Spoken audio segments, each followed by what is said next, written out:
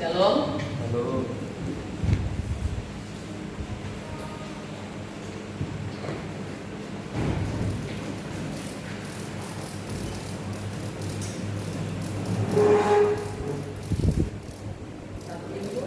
Satu minggu setelah kebangkitan,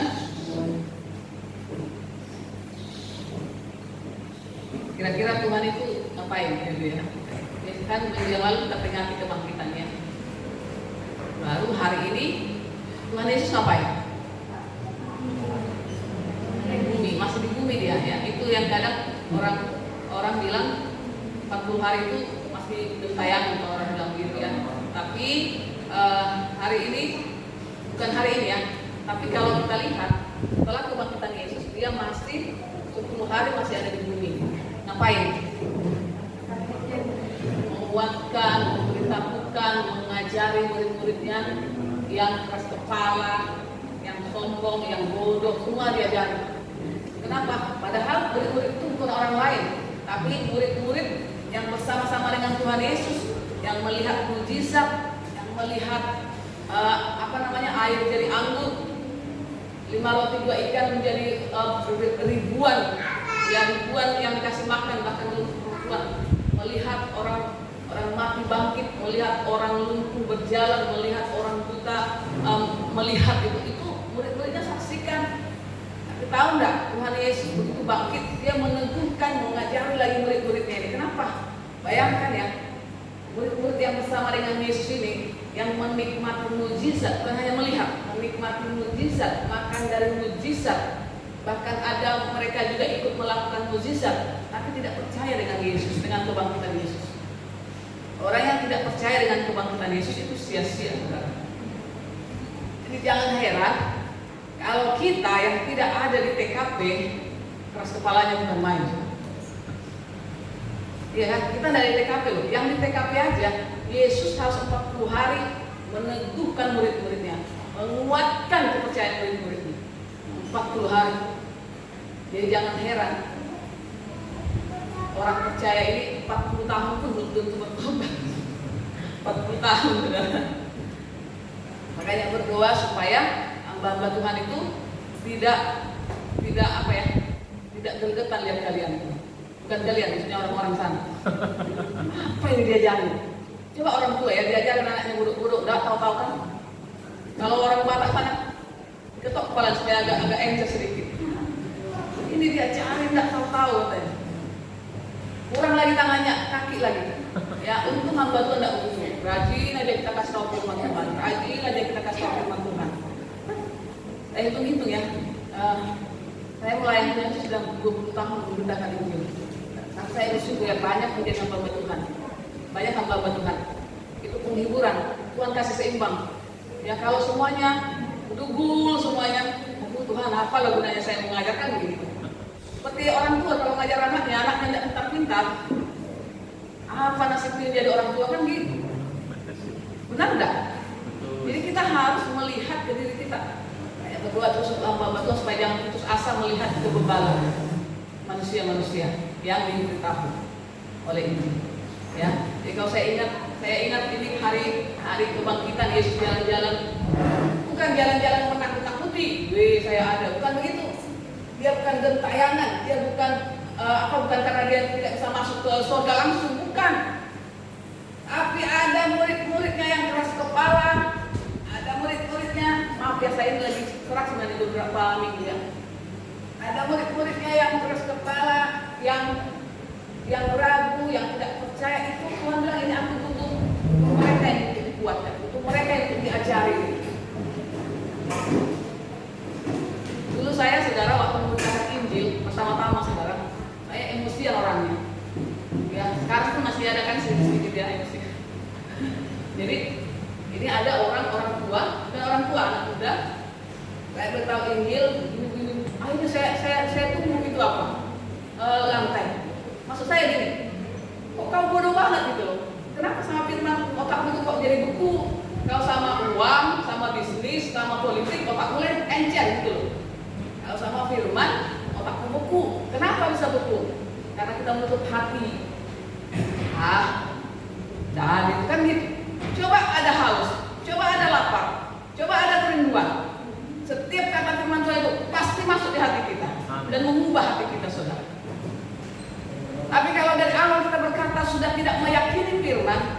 buatlah di situ.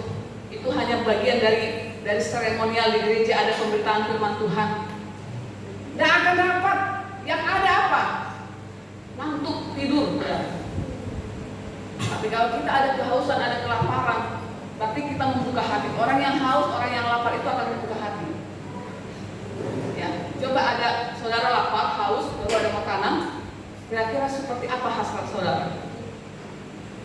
Kayaknya Alkitab katakan seperti rusa menuju sungai. Demikianlah jiwa merindukan Engkau. Rusa itu bukan rusa yang, makanya rusa itu kan tidak bisa jauh dari air, saudara. Rusa yang digambarkan di Alkitab itu rusa yang sedang lari-larian menuruni bukit-bukit, ya, dan dikejar oleh musuhnya, dikejar. Rusa itu melewati bukit-bukit bebatuan sampai dia terengah-engah, sampai lidahnya menjurus saking dia hausnya. Ketika dia melihat air, saudara, bagaimana hasratnya untuk minum itu. Demikianlah kita. Jadi begitu dikasih firman yang bagikan air itu, kita dipuaskan. Jadi ada orang datang ke gereja, pulang sama aja, bahkan sakit kepalanya, kenapa tanggung tadi tidurnya, kan gitu.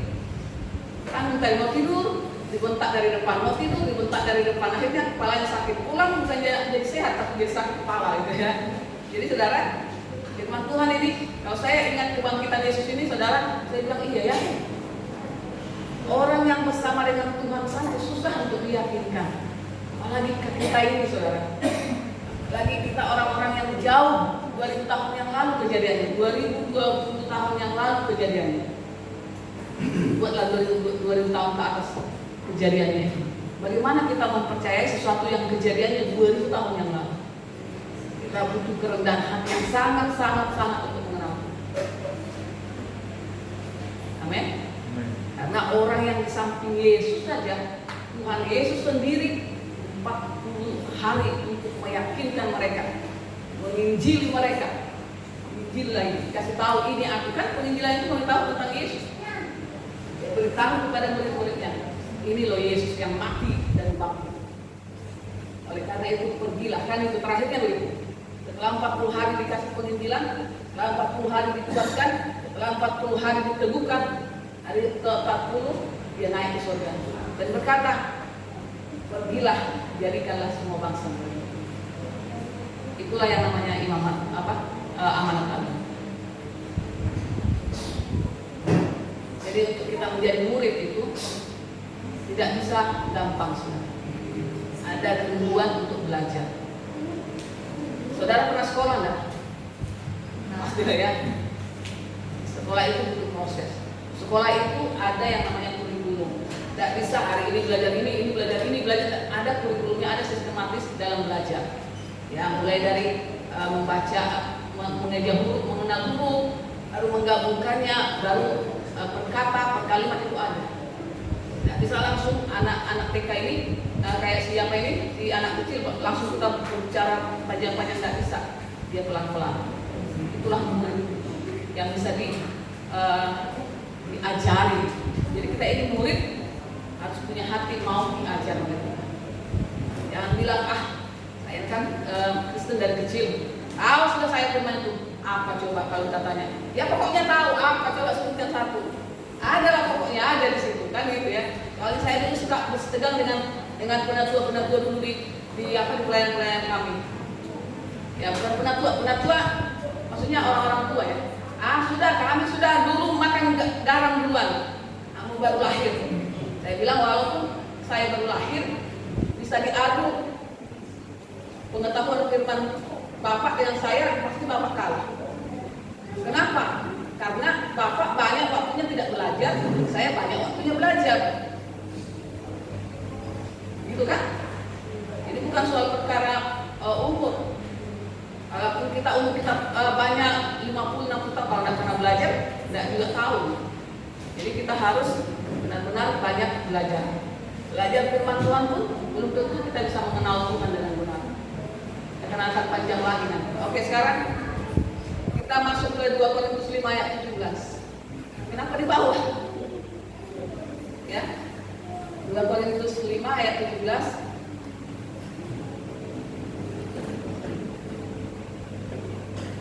Yang pertama tadi,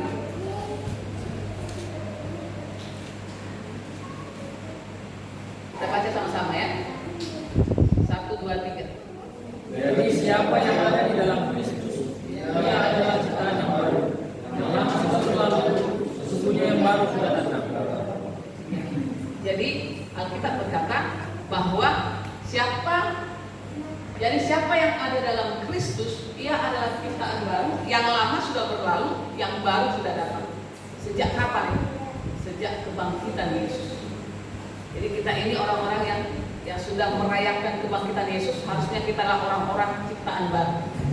Ya, ciptaan baru. Yang lama sudah berlalu, sesungguhnya yang baru sudah datang. Karena Alkitab berkata, karena coba Galatia 6 ayat 15.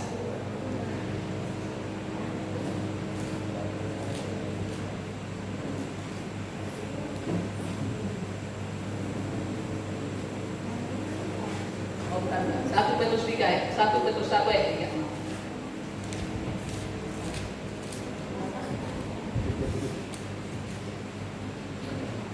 Saya baca 1 Petrus 1 ayat 3.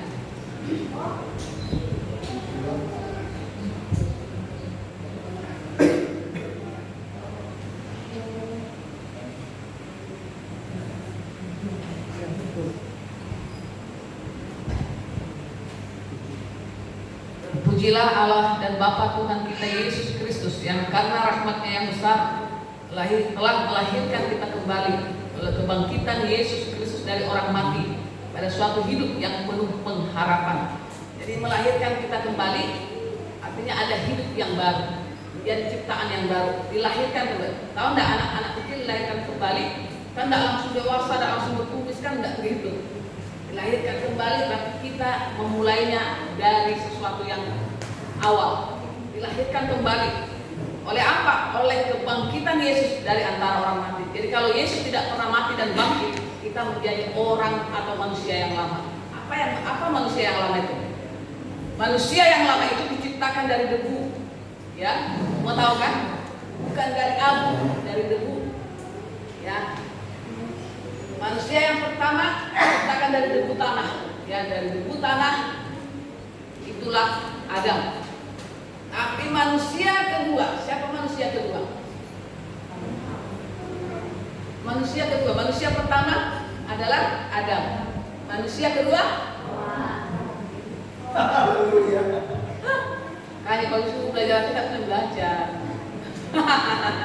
Jadi manusia pertama kita, manusia lama, ya manusia lama kita diciptakan dari manusia pertama, dari debu, ya kan? Dari debu tanah. Diciptakanlah Adam, ya.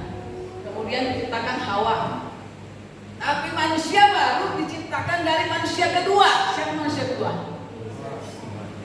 Siapa manusia kedua? Yesus. Jadi manusia kedua itu diciptakan, kita manusia baru bukan lagi diciptakan dari, kalau dari debu tanah itu dari Adam. Itu manusia lama kita. Dan manusia baru kita diciptakan dari manusia kedua, yaitu Yesus Kristus. Ya. Yesus kan manusia kedua. Adam pertama, Yesus Adam kedua. Kan gitu. Jadi kalau manusia lama kita diciptakan dari Adam yang pertama, dari debu tanah, kembali ke tanah. Tapi kalau manusia baru kita diciptakan dari Adam kedua, yaitu tubuh rohani. Jadi ada tubuh jasmani, ada tubuh rohani. Kalau dulu Adam, kita jasmaninya dibentuk, ya tubuh jasmani dibentuk dari tanah. Tapi Adam kedua melahirkan kita, dibentuk dengan tubuh rohani. Jadi kita ini ada tubuh rohani, ada tubuh jasmani. Ada tubuh rohani, ada tubuh jasmani. Makanya ada warga negara dunia, ada warga negara surga. Warga negara surga hanya dihuni oleh orang-orang yang punya tubuh surgawi. Tidak boleh tubuh daging, benar tidak? Tidak bisa daging ke surga, tapi tubuh rohani. Dulu manusia lama dulu rohaninya sudah mati. Karena apa? Karena dosa. Ya, jadi ketika kita diciptakan dari Adam, kemudian Adam makan buah yang dari istrinya makan buah yang dari pohon, gitu. Kemudian roh kita tadi mati. Dan kematian ini membuat kita terpisah daripada Allah karena dosa. Itu manusia lama. Jadi manusia lama, jasmani kita masih ada, jiwa kita masih ada, tapi roh kita sudah mati. Padahal roh inilah yang menghubungkan kita kepada Tuhan. Kemudian oleh karena Yesus mengasihi dunia ini, Dia memberikan nyawanya bagi kita, Dia mati bagi kita. Kemudian orang yang percaya kepada Yesus dilahirkan kembali rohnya. Dilahirkan, bukan diperbaharui tapi dilahirkan. Jadi yang lama itu benar-benar dibuang, yang baru sudah muncul. Jadi rohani kita sekarang baru, dilahirkan baru. Yang lama mana? Sudah mati. Amin. Jadi roh yang lama yang berdosa, yang sudah dihukum oleh Tuhan, yang sudah dikatakan Tuhan pada hari engkau memakan buah ini engkau mati, itu sudah lewat. Sekarang pada waktu engkau menerima Yesus, engkau hidup dan dilahirkan kembali. Tadi kan kita sudah baca di 1 Petrus tadi. Dilahirkan kembali oleh kebangkitan Yesus Kristus. Yesus sudah bangkit kemarin. Orang yang menerima kematian dan kebangkitan Yesus dilahirkan kembali rohnya. Jadi walaupun dia Kristen, walaupun dia aktif di gereja, kalau dia tidak menerima kematian dan kebangkitan Yesus, dia masih manusia lama yang akan kembali ke tanah. Rohnya kemana? Tidak akan bisa menyentuh Tuhan karena sudah berdosa, sudah mati rohnya, terpisah dari Allah. Tapi Tuhan mau kita bersama-sama. Kemudian dia mati dan bangkit, sehingga sebarang siapa yang percaya dan menerima Yesus, rohnya dilahirkan kembali. Amin. Jadi kita ini orang-orang yang ciptaan yang baru. Sesungguhnya yang lama sudah berlalu. Yang lama itu yang tadi yang saya bilang tadi, yang penuh dengan dosa, yang penuh dengan pemberontakan, yang sudah dihukum oleh Tuhan, yang sudah dikutuk oleh Tuhan, itu lewat. Ya sekarang kita menerima sesuatu yang baru, kelahiran baru daripada Tuhan. Kemarin ada yang nanya, kenapa? Katanya, Kak, kenapa Paskah itu identik dengan telur? Telur apa telur? Ya, kalau Paskah ada telur, cari telur gitu kan. Pokoknya Paskah itu saya kalau mendengar telur itu langsung memuntah karena kayaknya bau telur di mana-mana. Sampai hari apa ya di sini? Bau telurnya masih kecil sampai memuntah itu. Orang suka Paskah itu merayakan pakai telur, warna-warni lah, ya kan? Walaupun itu tradisi, tapi ada makna yang diambil. Telur itu melambangkan sebuah kehidupan yang baru. Tahu enggak? Telur itu lihat begitu, tapi ada kehidupan di sana. Bisa menciptakan, bisa membentuk, bisa menumbuhkan ayam yang saudara makan itu setiap kalau ada acara makan ayam kampung, ayam apa itu dari telur. Jadi kelihatan telur itu kan tidak ada apa-apanya kan? Coba lihat dulu, tapi itu ada kehidupan di sana. Itu seperti kehidupan yang baru dimulai, yang akan dimulai. Demikianlah kita, saudara. Kita itu benih itu, tahu benih? Benih itu dia sekecil apapun, tahu enggak? Di situ ada pohon dengan, kalau dia benih mangga, jangan lihat benihnya, tapi lihat bahwa dalam benih itu akan ada satu pohon mangga yang besar dengan buah yang ratusan, kan gitu. Itu benih, itu diibaratkan seperti telur. Tapi kan tidak mungkin kita lomba cari benih, ya kan? Ayo cari benih katanya kan? Tidak ada orang mau cari benih. Kenapa orang mau lomba cari telur?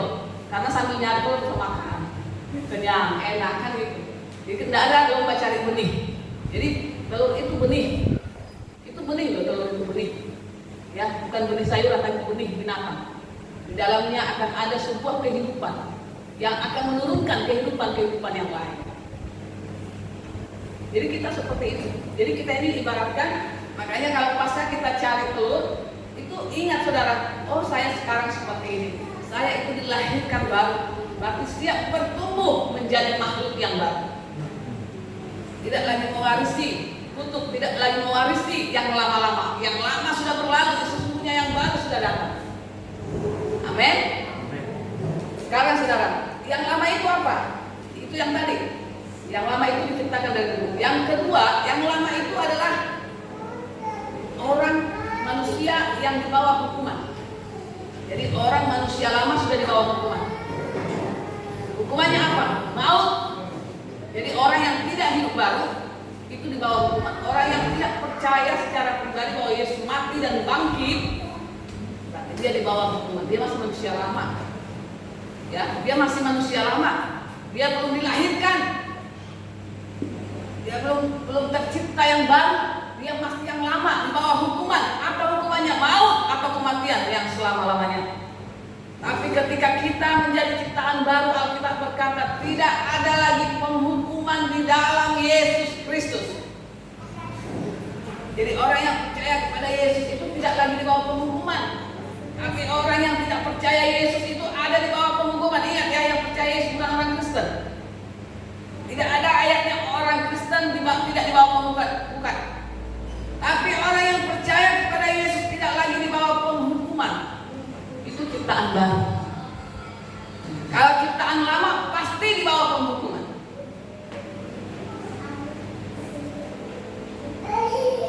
Amin. Ya. Orang ciptaan lama dia di bawah perbudakan pikiran-pikiran jahat. Tapi ciptaan baru, Alkitab berkata dia memiliki pikiran Kristus. Jadi orang kalau di dalam otaknya itu ya merancang yang jahat, tapi kita itu belum lahir baru. Karena orang yang di dalam Kristus dipersiapkan untuk perbuatan baik, kata kita. Tapi kalau di otak kita itu yang ada ide-ide jahat, ide-ide licik, hati-hati, saudara masih manusia lama di bawah penghukuman. Kenapa? Karena kalau kita ciptaan baru, pikiran jahat itu tidak lagi dalam diri kita, tapi pikiran-pikiran yang mendatangkan kebaikan. Alkitab katakan kamu dipersiapkan untuk perbuatan baik. Karena sebenarnya manusia itu tidak tahu berbuat baik. Manusia lama itu tidak tahu berbuat baik. Bahkan kalau dia pun melakukan sebuah kebaikan, Alkitab katakan dalam kitab Yesaya, kebaikanmu, kesalehanmu bagaikan kain kotor di hadapan Tuhan. Tidak ada artinya. Tapi ketika kita menjadi ciptaan baru, saya melihat ya, saya mendengar kesaksian banyak orang ya.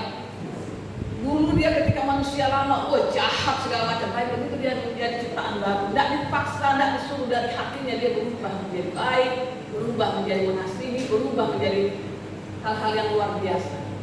Dia ciptaan baru, saudara. Amin. Ciptaan baru.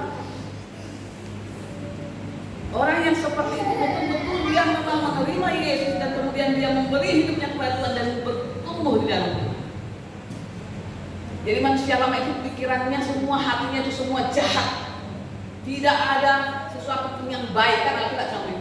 Jadi orang manusia lama itu ketika dia jatuh ke dalam dosa, tidak ada yang benar, semua jahat, semua egois, kan itu.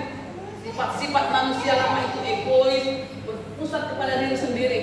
Tapi ketika dia dilahirkan baru, dia tidak berpusat lagi pada diri sendiri, tapi berpusat kepada Kristus. Jadi kalau melakukan sesuatu dia mempertimbangkan ini mempermuliakan Tuhan apa tidak? Seperti itu. Itu tidak datang dari manusia lama, itu datang dari manusia baru yang dilahirkan baru. Alkitab katakan, aku akan memberikan kau hati yang baru, pikiran yang baru. Dan aku akan membasuh celah Mesir. Mesir itu manusia lama, saudara. Manusia lama kan?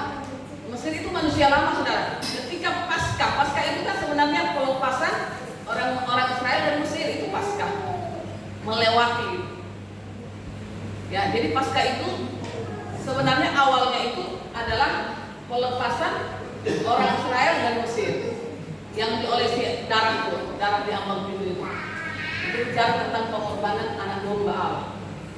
Siapa yang ada darah di pintunya, malaikat maut akan melewati. Itu yang saya katakan tadi. Ya, jadi siapa yang ada darah dalam diri kita ini, maut tidak berkuasa atas kita. Maut itu kematian selama-lamanya. Bukan berarti orang dalam Yesus tidak mati, tapi mati dan akan hidup lagi pada hari Tuhan membangkitkan. Jadi orang Israel dulu keluar Paskah, waktu dioles-olesi keluar, mereka keluar dari Mesir, mereka masih membawa pikiran-pikiran tertutup. ya, masih membawa manusia lama, tidak benar-benar bertobat atau menerima yang sejati, menerima Yesus dengan benar, hanya ikut-ikutan menjadi Kristen, itu tidak otomatis membuat kita eklesia, membawa keluar dan bukan membawa keluar, tapi kita itu tidak menjalani yang Tuhan tunjukkan bagi kita, tidak kita jalani terima dengan baik, saudara.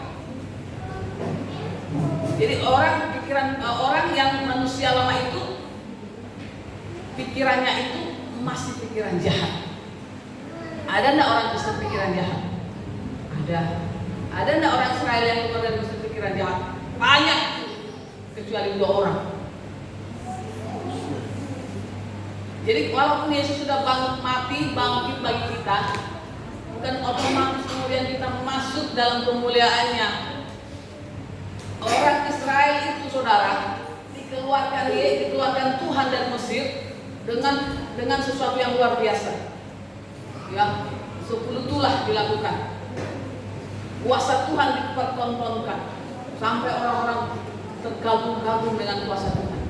Dan Tuhan menghajar orang Firaun, Tuhan menghajar orang Mesir ketika Tuhan membawa Israel keluar. Tapi lihat ya, yang membunuh mereka di padang gurun siapa? Tuhan juga, tangan Tuhan juga. Jadi jangan heran ketika Tuhan sudah mati bagi kita, kemudian kita langsung oke, aku selamat. Ada memang paham yang begitu, sekali selamat tetap selamat. Ada paham yang begitu.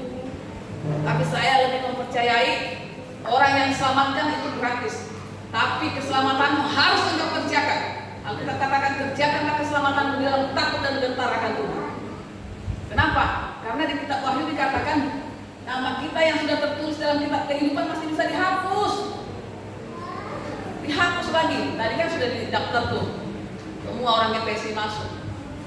Tapi seiring dengan perjalanan, ini Senin Kamis hapus, ini menipu hapus, dia pun hapus. Tapi kalau minta ampun lagi, tercatat lagi, minta ampun lagi, tercatat lagi. Sampai kapan? Sampai kedatangan Yesus selesai. Ya kan? Jadi ada di TikTok itu, saudara. Saya suka nonton itu. Dia ceritanya malaikat apa namanya? Malaikat yang mencatat. Jadi dipanggil lah, kau sini dosamu, bacakan dulu dosamu, katanya begitu kan. Saya bayangkan kayak di surga nanti begini ya, dibaca dosanya. Kamu begini ya. Ada kan di TikTok begitu ya. Jadi malaikat yang selalu membacakan dosa-dosa kita nanti di surga. Waktu kita nanti kembali kepada Tuhan, ada dua buku yang dibuka. Satu, buku kehidupan. Jadi buku kehidupan ini di mana nama kita tercatat karena kita percaya dan menerima Yesus. Yang kedua, buku kitab perbuatan. Ya, apa yang sudah kita lakukan.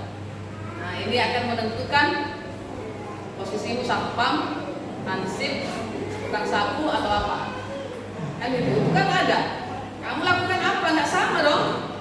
Nggak sama yang dilakukan orang berdarah-darah dengan orang yang tidak. Nggak sama. Iya kan, orang berdarah-darah melayani Tuhan, ya betul-betul memberi hidup dengan orang yang memang sungguh-sungguh tapi tidak melakukan apa-apa. Itu tidak sama, saudara. Ada buku perbuatan. Nanti kalau dilihat perbuatannya ini, oh kamu di sini memerintah. Kan nanti masih ada pemerintahan kerajaan 1000 tahun. Ya, nantilah panjang itu nanti kalau masuk kepada pemerintahan 1000 tahun. Itu masuk ke akhir zaman kan. Eskatologi kedatangan Yesus yang kedua kali. Itu panjang, saudara. Makanya belajar firman Tuhan itu apa ya, menarik sebenarnya. Menarik kalau kita mau. Jadi ciptaan Allah itu adalah yang tadi kita lihat, dia diciptakan dari debu, tapi manusia baru diciptakan kembali oleh di dalam Tuhan. Saudara tahu, ketika Adam tertidur, dia ciptakanlah Hawa dari mana? Tulang rusuknya. Ya, dia ambil tulang rusuknya, diciptakan. Ketika Yesus, itu penciptaan yang pertama. Ketika Yesus mati, ya, ketika Yesus mati, diciptakanlah perempuan dari sini. Siapa perempuan itu? Kita masuk. Siapa perempuan itu? Gereja itu kan mempelai wanita. Jadi Yesus itu kalau dalam pandangan Tuhan mati itu tidur kan, kalau kita baca Alkitab itu kan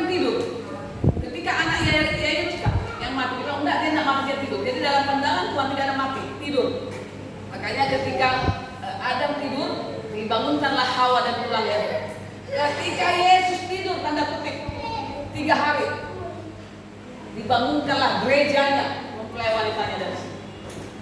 Itulah kita. Ya, Hawa yang kedua, gereja Tuhan. Perempuan, kita kan mempelai wanita. Gereja itu mempelai wanita, saudara. Dari mana mempelai wanita ini? Dari mana gereja Tuhan ini? Dari mana kita sebagai mempelai wanita ini dibangun? Dari kematian Tuhan. Makanya waktu Tuhan disalib, tidak satu pun tulangnya yang patah. Sementara yang lain dipatahin loh, karena memang begitu. Patahin semua tulangnya. Tapi Yesus tidak ada satupun tulangnya yang patah. Kenapa? Karena dari tulangnya akan lahir gereja Tuhan. Bukan tulang secara fisik, tapi dia sebagai penopang bagi gereja Tuhan. Amin. Itulah kita. Jadi kita ini lahir dari tulangnya Yesus. Istilahnya begitu, dari rusuknya Yesus. Makanya nanti kita akan mendampingi Yesus dalam pesta perkawinan anak domba Allah. Yesus sebagai mempelai pria dan gereja sebagai mempelai wanita. Tapi jangan dipikirkan secara pikiran, karena itu hanya berbicara tentang hubungan yang sangat kuat, yang sangat dekat.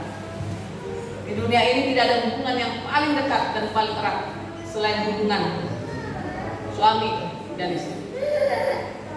Makanya Yesus itu digambarkan sebagai kepala yang adalah suami, ya, gereja itu diibaratkan sebagai istri yang adalah tubuh. Kepala menyelamatkan tubuh. Ada sampai sudah Bapak nanti lagi, ya. Saya yang nanti ini. Jadi kembali ke ini ke laptop saudara. Jadi ciptaan baru itu Tuhan bilang, kamu yang lama itu tidak akan pernah masuk kerajaan surga. Yang kamu masuknya ke dalam maut, kehidupan kematian yang kekal itu. Tuhan mengasihi kita. Aku tidak mau kamu masuk kepada kematian. Aku mau kamu hidup bersama-sama. Karena memang pada awalnya manusia itu diciptakan supaya hidup bersama-sama dengan Tuhan. Ya. Jadi saudara, kemudian manusia lama itu manusia yang tidak benar. Manusia baru itu manusia yang sudah dibenarkan. Amin. Jadi kita itu orang benar. Amin. Siapa orang benar di sini? Kadang kita tidak berani bilang kita orang benar. Kenapa? Ingat dosa-dosa kita. Ingat kesalahan-kesalahan kita. Masa aku benar? Masa aku orang benar? Kan kadang begitu kan? Siapa orang benar di sini? Ya, tapi kita benar bukan karena kita hebat. Kita benar karena dibenarkan oleh Tuhan. Ya, dibenarkan oleh Tuhan. Ya, bukan karena kita melakukan sesuatu yang bagus, kemudian kita jadi dibenarkan. Dibenarkan itu Tuhan yang kasih kebenaran bagi kita. Ya, bukan karena perbuatan kita. Saudara, ketika kita menjadi manusia baru, menerima Yesus dan menjadi manusia baru, kan Alkitab katakan bukan langsung telur, bukan langsung jadi ayam. Walaupun dia jadi ayam, dia masih kecil, benar nggak? Benih begitu dia keluar pecah, dia keluar, dia tidak langsung jadi pohon dan berbuah, tapi ada pertumbuhan di sana. Coba buka Kolose 3 ayat 10.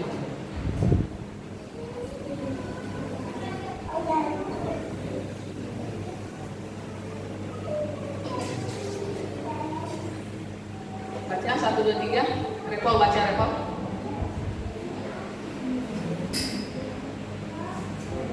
Kolose 3 ayat 10. Dan telah mengenakan manusia baru untuk memperoleh pengetahuan yang benar bersama takliknya. Coba ulang, yang kencang. Kolose 3 ayat 10. Dan telah mengenakan manusia baru yang terus-menerus diperbarui untuk memperoleh pengetahuan yang benar menurut gambar takliknya. Jadi dikatakan telah mengenakan manusia baru yang terus-menerus diperbarui. Jadi manusia baru itu ada proses pertumbuhannya, diperbaharui. Itu manusia baru. Cuma, saudara, ketika kita mengenakan manusia baru, itu ada tantangannya. 2 Korintus 5 ayat 4 sampai 5 katakan, ketika kita mau mengenakan manusia baru ini sangat berat tantangannya, sangat berat. Sesuatu yang harus kita alami ada. Tidak gampang menjadi manusia baru. Memang jadi apa? Dasarnya atau benihnya sudah ada menjadi manusia baru. Tapi untuk bertumbuh menjadi manusia baru itu banyak tekanan. Coba kita lihat 2 Korintus 5 ayat 4. Ada ayat ini udah. Coba 2 Korintus 5 ayat 4 sampai 5. Coba Keres baca. Kencang. 2 Korintus 5 ayat 4 sampai 5.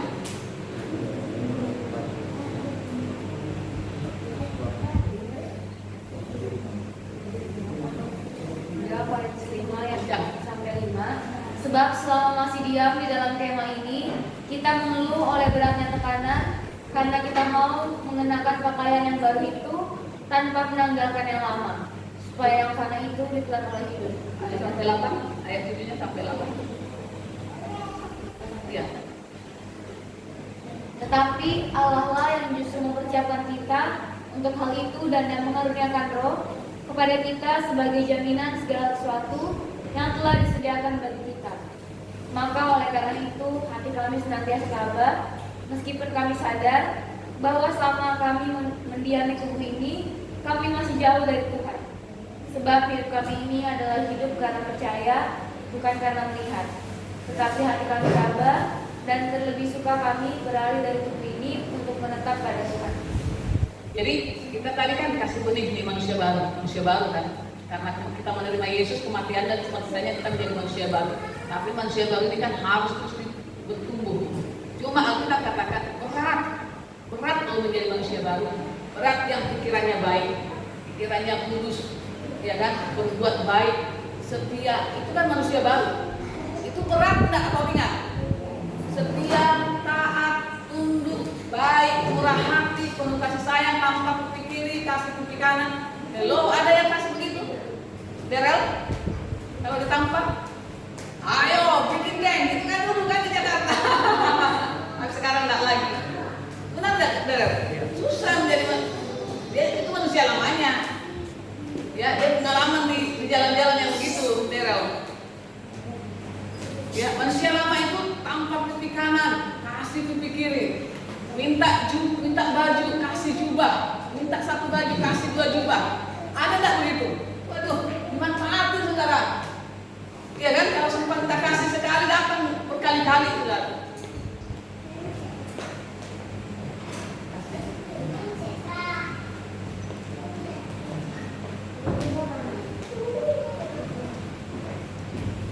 Itu manusia lama, manusia baru enggak gampang. Dicaci maki, aku ampuni, dianiaya, dituntut kita, aku berkati. Alkitab katakan kan, berkatilah orang yang menganiaya engkau. Berdoalah untuk musuhmu. Boro-boro berdoa untuk musuh, untuk teman aja kita nggak berdoa, benar nggak? Ada yang di sini yang rajin berdoa untuk musuhnya. Memang kita berdoa, matikanlah dia keluarga gitu. Buatlah dia ini kan begitu. Memang berdoa, banyak berdoa untuk kecelakaan dia. Tidak di sini. Maksudnya ada orang-orang yang begitu, yang tidak memahami. Tapi kalau manusia baru, kita dianiaya, kita difitnah, kita di apa-apain, kita berkata Tuhan ampuni dia Tuhan. Bisa nggak begitu? Susah. Makanya Alkitab katakan berat tekanan ini. Itu Alkitab loh yang bilang. 2 Korintus 5 tadi. Berat tekanan ini untuk mengenakan baju, mengenakan pakaian baru ini. Berat. Kenapa? Karena masih ada tubuh jasmani kita di dalamnya. Kenapa berat? Rasul Paulus berkata begitu loh. Siapa yang bisa melepaskan aku dari tekanan ini? Karena di lain pihak aku ingin berbuat baik, tapi di pihak lain aku ingin menolak kebaikan itu. Itu perlawanan dalam tubuh kita. Sebenarnya aku mau ini, tapi berkata ini, itu ada perlawanan. Berat. Itu Rasul Paulus loh. Jadi berat untuk menjadi orang manusia baru. Manusia yang penuh kasih, kan Galatia 5 ayat 22 itu, itulah manusia baru. Di dalamnya ada roh. Jadi Roh Kudus itu bekerja akhirnya membuahkan yang Galatia 5 itu. Kasih, sukacita, damai sejahtera, kelemah lembutan, kesabaran, kebaikan, kesetiaan, penguasaan diri. Itu kan buah roh hasil dari manusia baru. Itu bukan hasil manusia lama. Manusia lama di atasnya ayat 19, ayat 20 itu, ayat 19 itu. Percabulan, kedagingan, kemarahan, kekeraman, semua itu manusia lama. Bagaimana kita dalam meninggalkan itu berat? Tapi berat bukan berarti tidak bisa.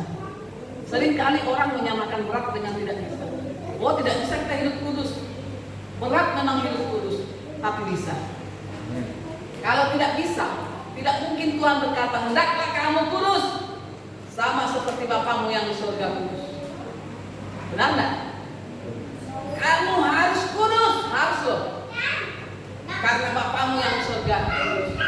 Kira-kira kalau kita tidak bisa kudus, Tuhan nyuruh enggak kita kudus?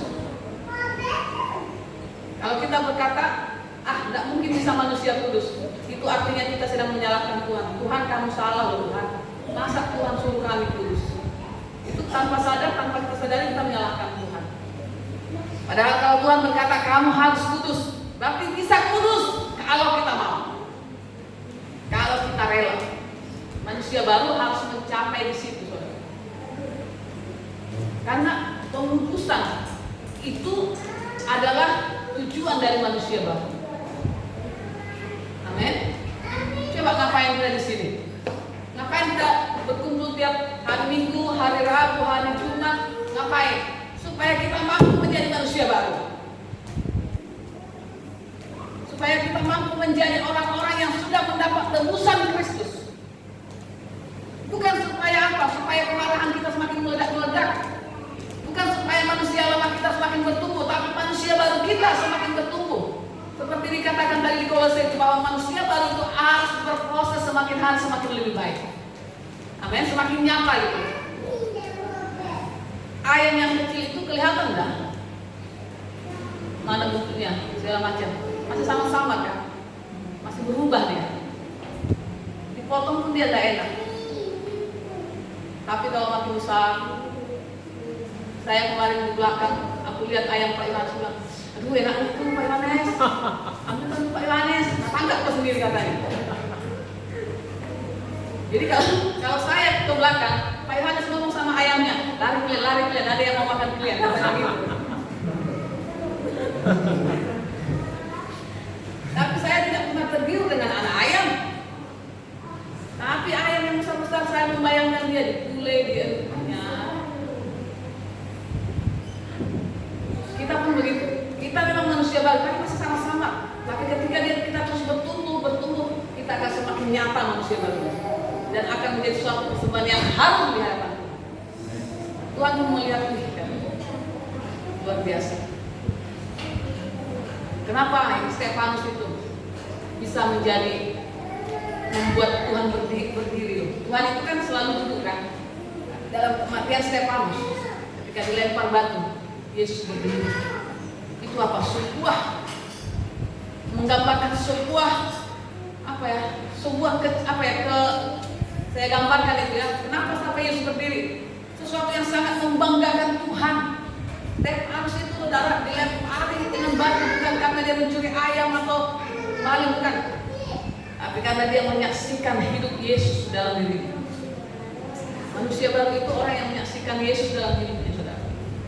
Dilempari sampai batu, dia lihat, Yesus berdiri. Itu antusiasnya Tuhan menyambut Stefanus itu. Jadi kita pun manusia baru kita kalau semakin bertumbuh, semakin nyata, semakin dewasa, Tuhan pun sangat disenangkan dengan itu. Amin. Jadi ketika tekanan berat, kenapa menjadi berat? Karena kita ada dalam tubuh jasmani yang sukanya dosa. Kemudian kita mengenakan manusia baru dalam roh kita. Ini berat, selalu ada pertentangan. Makanya dulu ada yang namanya buku peperangan rohani itu ada di otak kita, ada di pikiran kita. Antara melakukan firman dan menolak firman. Itu selalu ada terus pilihan dalam hidup kita. Kemarin sudah dipraktekkan, ada tubuh, ada tubuh kita, ada rohani kita. Ini yang dipakai yang mana ini? Itu selalu, makanya dikatakan daging itu lemah, roh itu penurut. Itu selalu ada dalam diri kita, selalu bertentangan. Jadi apa yang harus kita lakukan supaya kita bisa hidup dalam manusia baru tadi? Ada yang namanya sunat.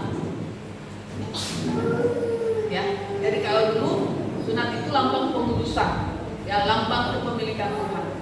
Tapi ketika Yesus mati dan bangkit, kita menjadi manusia baru. Kita harus menyunat hidup kita supaya terlepas dari setiap kotoran-kotoran dalam jiwa.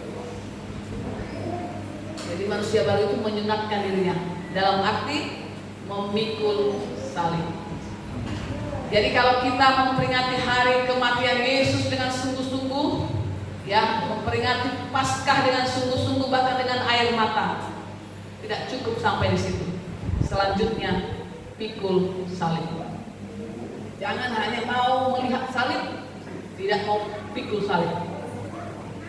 Orang yang tidak mau pikul salib tidak akan pernah manusia baru kelihatan. Sunat itu sama dengan pikul salib. Sunat itu memotong hal-hal yang kotor dari diri kita. Kalau zaman dulu manusia lama menekankan perkara-perkara yang lahiriah yang kelihatan. Tapi dalam perjanjian baru manusia baru itu tidak lagi menekankan sunat secara lahiriah, tapi secara rohani. Coba buka di ini deh. Roma 2 ayat 25. Ayo baca ya, biaran ya, cepat ya.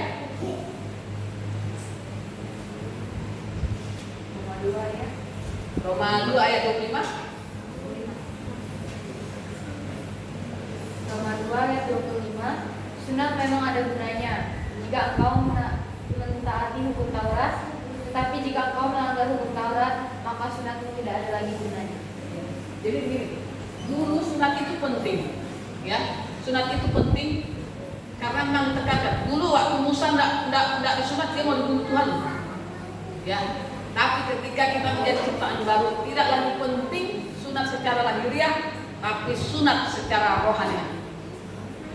Kalau sunat secara manusia dilakukan oleh manusia, tapi sunat secara rohani dilakukan oleh Tuhan. Jadi Tuhan itu memotong dalam diri kita semua hal-hal yang tidak baik. Tuhan yang mengerjakannya. Makanya Alkitab katakan, akulah pokok anggur, akulah ranting-rantingnya.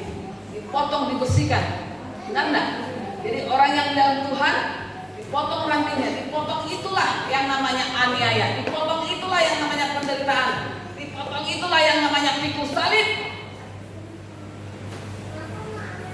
Itulah pikul salib. Orang kalau jahat sama kita kemudian kita diam, itu sakit loh.